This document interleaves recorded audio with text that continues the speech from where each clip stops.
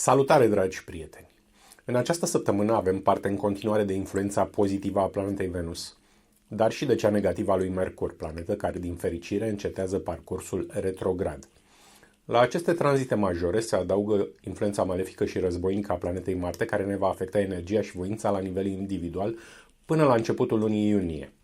Care sunt sectoarele de viață protejate sau afectate pentru fiecare semn zodiacal, vedeți la horoscop. Berbec, îți vei direcționa toată energia pentru a obține o victorie într-un capitol de viață decisiv pentru împlinirea destinului tău, comunicarea reprezentând cheia succesului. Cu toate acestea, acasă va domni o stare de tensiune nervoasă ridicată cauzată de certurile pe care le vei avea cu partenerul de viață din motive financiare.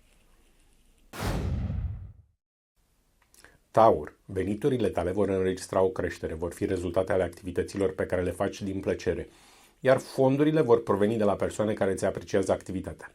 Totuși, dacă din rea voință nu-ți vei achita restanțele financiare, nu vei mai fi deloc bine văzut de cei din jurul tău, mai ales dacă vei intra în impas, toată lumea îți va întoarce spatele.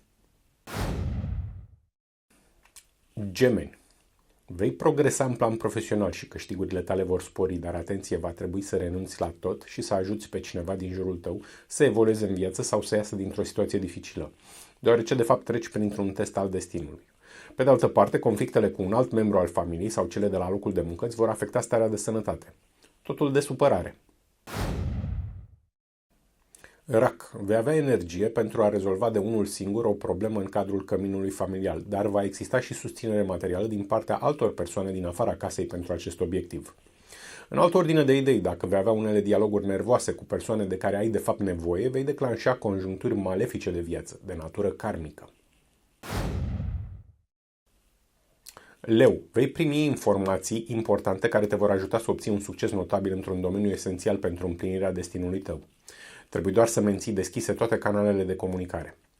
Totuși, distracțiile și anumite plăceri ale vieții vor fi ceva interzis pentru tine, dar dacă vei insista în această direcție, bugetul tău va fi destabilizat.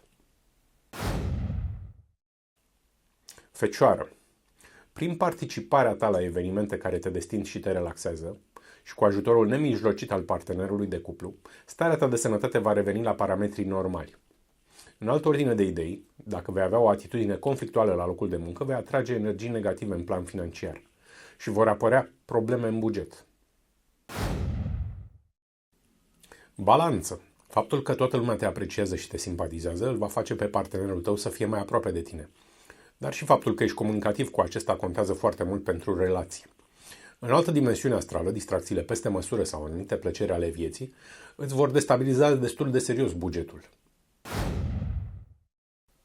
Scorpion, ținuta ta foarte îngrijită, atitudinea ta plină de energie și optimism, plus modul fermecător prin care comunici cu toată lumea, îți vor aduce respect și apreciere.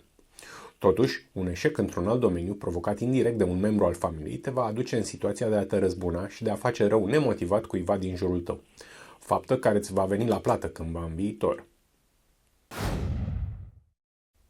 Săgetător. Este posibilă o realizare pe care o vei avea în privința căminului familial, dar pentru care va trebui să depui un efort susținut. Cu toate acestea, dacă vei înregistra un eșec într-un alt domeniu, va apărea lipsa de concentrare sau de interes pentru muncă, lucru ce poate afecta parcursul carierei tale profesionale.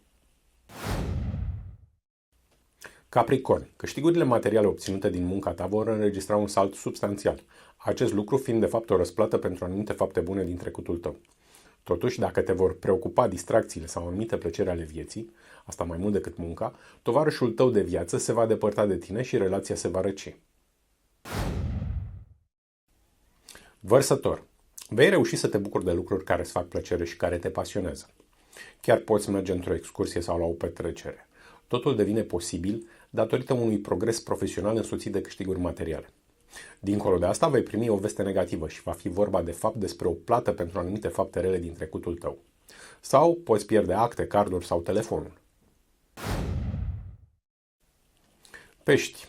Cariera ta profesională va înregistra un parcurs ascendent datorită sprijinului de care te vei bucura din partea familiei, iar câștigurile care vin din munca ta te vor mobiliza să muncești mai mult și mai bine.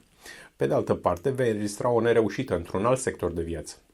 Eșec cauzat cumva de partenerul de cuplu. Și nu uitați, soarta omului este mereu în mâinile lui. Trecutul, prezentul și viitorul sunt strâns legate între ele printr-un lung șir de consecințe.